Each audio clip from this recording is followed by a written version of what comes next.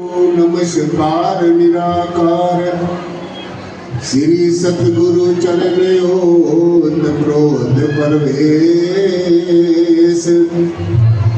एक नेक विस्तार रब नमस्कार कोटा चरण घट घट में परवेश धन धन मेरे सदगुरु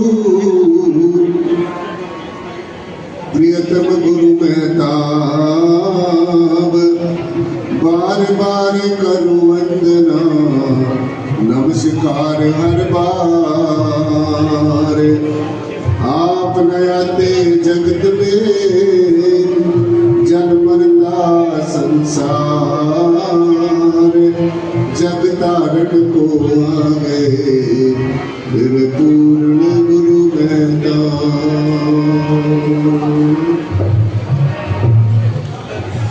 जननी जनेत भक्त जन या दाता असूर नहीं तो जननी बांझ रहे काहे गवाए आज हमारे बहुत ही प्रिय परम स्नेही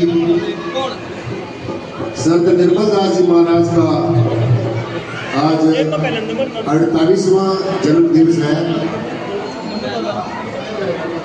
सो महाराज जी को आप देख रहे हैं कितने सरल स्वभाव के हैं, नाम भी निर्मल और काम भी निर्मल और स्वभाव भी महाराज जी का कितना निर्मल है। तो सर्वप्रथम महाराज श्री के जो माता पिता है जिन्होंने हमें कितना सरल और सहज स्वभाव वाला एक संत हमें दिया है समाज की सेवा में, और जिन्होंने अपना सारा जीवन जब से हम देख रहे हैं महाराज श्री को ये सेवा मिली है तो बड़ी बखूबी वो जिम्मेवारी के साथ इसको निभा रहे हैं। सुशासन संगत जी महाराज श्री के जो माता पिता हैं उनको हम सत सत प्रणाम करते हैं।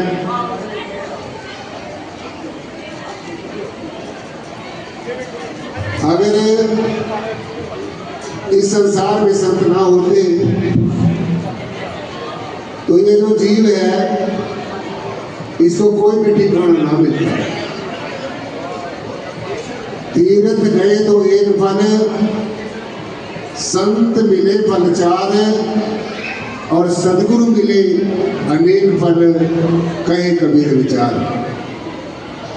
जब हम किसी तीर्थ में स्नान आदि करने के लिए जाते हैं तो हमें एक फल मिलता है, वो भी मिले या ना मिले कोई जरूरी नहीं है।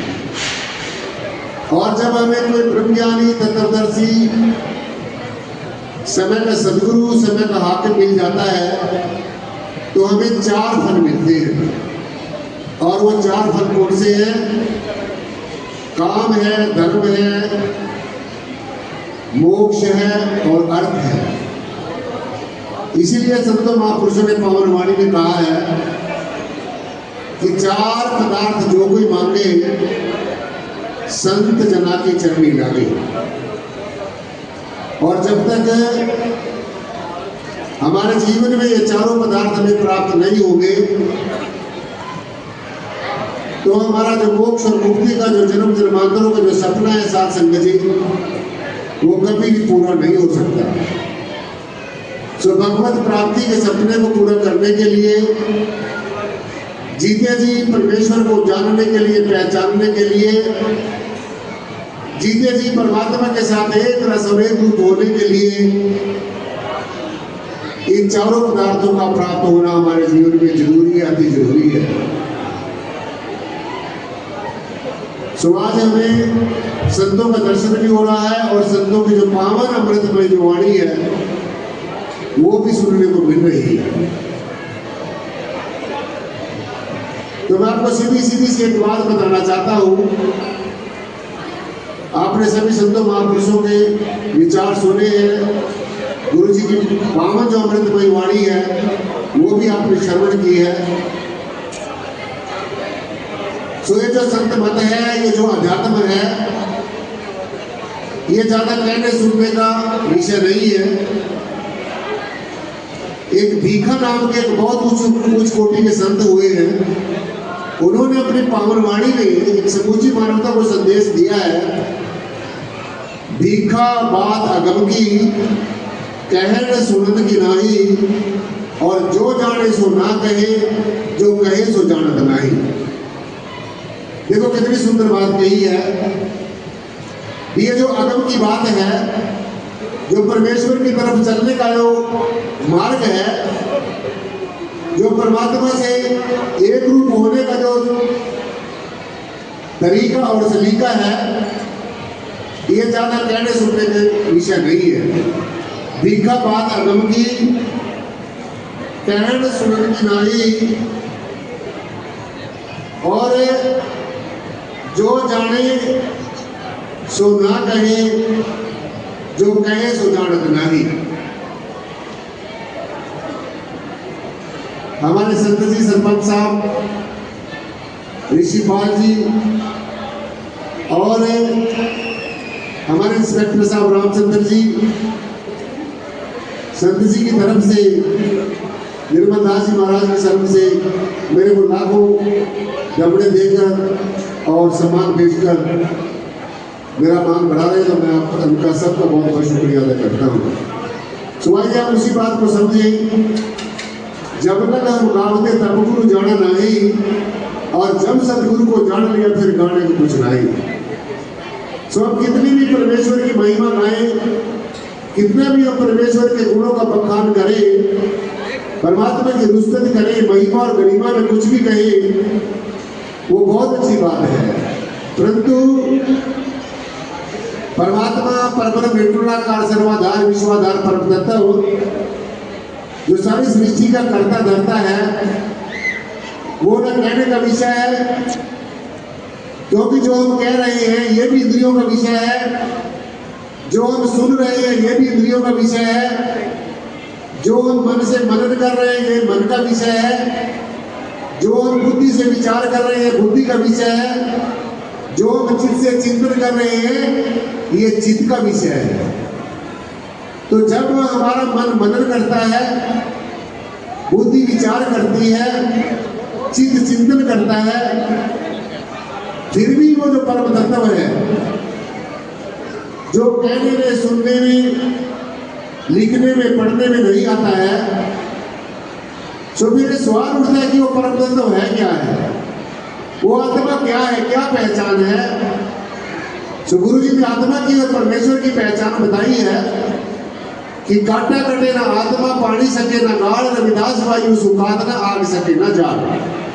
अर्थात परमेश्वर परमात्मा जिसको हम अनेकों नामों से शासन जी पुकार रहे हैं, एक ऐसी हस्ती है, एक ऐसी एग्जिस्टेंस है, एक ऐसा है पना है, जो अग्नि से जलता नहीं है, पानी से गलता नहीं, हवा से उड़ता नहीं, अस्त्र शस्त्र से कटता नहीं है, अपना प्रभाव नहीं बदलता, अपना स्वभाव नहीं बदलता।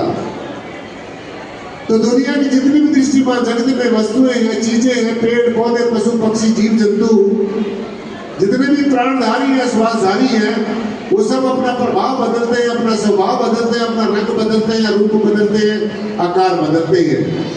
और ये परमेश्वर की पहचान है कि जो बदलता है, जो समय के प्रभाव से प्रभावित हो जाता है, वो परम तत्व नहीं हो सकता। इसलिए परमात्मा कोई मानने का विषय नहीं है। मान तो हम कुछ भी ले, परमात्मा को हम कैसा भी मान ले, परमात्मा किसी को ये नहीं कहता कि तुम मुझे ऐसा मान लो या ऐसा ना मान लो। कहने का मतलब कि जो मानना है वो मन का विषय है, और अध्यात्म कोई मानने का विषय नहीं है। अध्यात्म, परमात्मा, परमेश्वर, ये जानने का विषय है। जानना हमारी आत्मा का गुण है, और मानना हमारे मन का दायरा है। इसलिए गुरु जी ने सारी चीजों का खंडन कर दिया है। परम श्रद्धेय संत शिरोमणि श्री गुरु रविदास जी महाराज ने एक वाणी में कहा है, देखो अच्छी तरीके से समझ में आ जाएगा कि परमात्मा का, और आप ऐसे निष्कर्ष पे पहुंचेंगे कि जो कुछ भी ये कर रहे हैं वो आप इनमें से किसी भी कर्मकांड से परमेश्वर के होने की अनुभूति आपको नहीं हो सकती। आप ध्यान से सुनिए, गुरु जी ने कहा कि मेरी वाणी नहीं है, मैं तो आपके सामने प्रस्तुत कर रहा हूं, आपको सचेत कर रहा हूं कि गुरु जी ने कहा क्या है। और आज का जो भौतिकवाद में, स्वार्थवाद में, पदार्थवाद में, मान प्रतिष्ठा में, प्रशंसा के जो भूखा जो जीव है वो क्या कर रहा है। आज देखना होगा कि समाज किस दिशा में जा रहा है और हमारे गुरुओं ने हमें कहा क्या था। तो गुरु जी ने कहा परमेश्वर की पहचान क्या है। ना सरभंगी, ना ब्रह्मचारी, ना पुरुष, ना खुसरा नारी, ना ज्ञानी, ना ध्यानी भाई, ना मूर्ख, ना चतुर कहावे, ना बालक, ना वृद्ध कहावे, रूप रंग रेख नजर नहीं आवे, एक बिना नहीं है दूजा, और करूं मैं किसकी पूजा। अब देखिए गुरु जी कहते हैं ना परमात्मा सर्वांगी है, ना ब्रह्मचारी है, ना पुरुष है, ना दूसरा है, ना नारी है, ना ज्ञानी है। आप कथते रहो जितना मर्जी दुनिया भर का ज्ञान। गुरु जी कहते हैं जो ये ज्ञान कथने में आता है, जो सुनने में आता है, जो पढ़ने में आता है, जो धारण करने में आता है, जो देने में आता है, जो लेने में आता है, ये ज्ञान करने से तुम्हें परमेश्वर की अनुभूति नहीं हो सकती। ना ज्ञानी, ना ध्यानी भाई, आप आगे बंद करके बैठे रहो। गुरु जी कहते हैं कि वो जो सत्ता है वो तुम्हारे ध्यान करने से भी काबू नहीं आएगी। ना ज्ञानी, ना ध्यानी भाई, ना मूर्ख, ना चतुर का, ना परमात्मा मूर्ख है, ना चतुर है, ना बालक, ना वृद्ध का, ना परमात्मा बालक है, ना वृद्ध है। रूप रंग रेख नजर नहीं, और परमात्मा का कोई रंग नहीं है, कोई रूप नहीं है, कोई आकार नहीं है। तो इसका मतलब क्या हुआ? सीधा सीधा इसका मतलब क्या हुआ? रंग रूप आकार के बनी हुई चीजों को हम साकार कहते हैं, और जिसका रंग रूप और आकार नहीं है वो निराकार सत्ता है, हमेशा रहने वाली है, हर हाल में, हर काल में जो की त्यों रहती है, किसी भी तरीके से प्रभावित नहीं होती है। एक बिना नहीं है दूजा, और करूं मैं किसकी पूजा। ये जितनी मैंने आपको बातें बताई ये गुरु जी ने सब इनको नकार दिया है। अगर तुम इनमें फंस रहे हो तो तुम्हें वास्तव में तो सपने में परमात्मा के होने की अनुभूति नहीं हो सकती। और फिर भी ये कह दिया ये सारा कुछ होने के बावजूद, ये सारा कुछ दरकिनार करने के बावजूद परमात्मा फिर भी एक शक्ति ऐसी है जो सब कुछ कहने के बाद में अनकही रह जाती है, जो सब कुछ करने के बाद में अकथ रह जाती है, जो सब कुछ करने के बाद में अकर्ता रह जाती है। तो इसलिए साध संगत जी, ये परमात्मा को मिलने की जो बुद्धि है, जो परमात्मा को मिलने का हमारा सपना है, ये सिर्फ और सिर्फ, और दुनिया में कोई भी तरीका ऐसा नहीं है। कितने भी तुम बाहरमुखी कर्मकांड कर लो, इसे कुछ बचने वाला नहीं है। कितने भी तुम किसी कहीं सुनी बातों को, उधारी ली की बातों को कहते फिर इससे भी बात बनने वाली नहीं है। सिर्फ और सिर्फ सहज और सीख जो तरीका है वो है समय का सदगुरु होना चाहिए, ब्रह्म ज्ञानी होना चाहिए, परमात्मा को जानने वाला होना चाहिए। परमात्मा को जिसने देखा है वही दिखा सकता है, जिसने जाना है वही जना सकता है, जिसने समझा है वही समझा सकता है। परंतु दुख की बात आजकल ये है, आज समझने वाले लोग कम हो गए हैं और समझाने वाले ज्यादा हो गए हैं। तो इसलिए हमने समझाने वाला नहीं बनना है, समझने वाला बनना है, जिज्ञासु बनना है, स्टूडेंट बनना है, हमेशा कुछ ना कुछ जानने की इच्छा रखनी है। इसलिए ज्यादा समय ना लेते हुए इसी बात को सिर्फ अपने जीवन में रखना है। समय का सदगुरु की अपने खोज करनी है, क्योंकि ये विषय खोजने का नहीं है, खो जाने का, एक रूप होने का है। तो इसलिए साध संगत जी, जितनी की मैंने बेनती आपके समक्ष रखी, चक्री साहब मेरी तरफ देख रहे हैं तो मैं समझ सकता हूँ इस बात को। तो आज फिर एक बार संत निर्मल दास जी महाराज को उनके 48वें जन्म दिवस की, अवतरण दिवस की, प्रण दिवस की मैं अपनी तरफ से, निराकारी जागृति मिशन की तरफ से, और सूर्यवंशी अखाड़े का मैं महामंडलेश्वर हूँ, सूर्यवंशी अखाड़े की तरफ से, और काशी विद्यापीठ का मैं संत शिरोमणि की, मुझे वहाँ से उपाधि मिली, मैं संत शिरोमणि अपना काशी विद्यापीठ की तरफ से, और संत सुरक्षा मिशन का मैं भारत का वाइस प्रेसिडेंट हूँ, तो संत सुरक्षा मिशन की तरफ से और अघोर सिद्धनाथ अखाड़े वृंदावन का मैं राष्ट्रीय उपाध्यक्ष हूँ, तो अपने अखाड़े की तरफ से और अपने जितने भी हमारे संत साहबान बैठे हैं सबकी तरफ से मैं आई हुई सारी साध संगत को बहुत बहुत जो है बधाई देता हूँ, बहुत बहुत मुबारकबाद देता हूँ। और खासकर संत निर्मल दास जी महाराज को और आज के जो हमारे मीडिया कर्मी हैं, जो हमारे पत्रकार साहबान हैं, हमारे बहुत ही मान और सम्मान के योग्य हमारे चौधरी पूर्ण सिंह जी जो न्यूज़ वन चैनल के और भी कई अखबारों को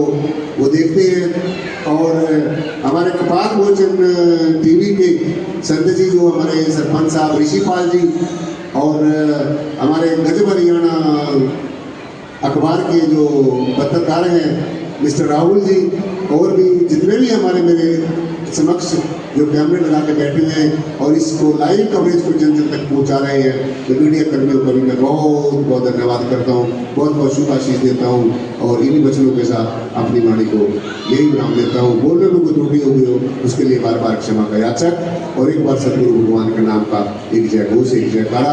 बोलिए संत शिरोमणि श्री गुरु रविदास जी महाराज की। बहुत बहुत धन्यवाद, बहुत बहुत शुक्रिया।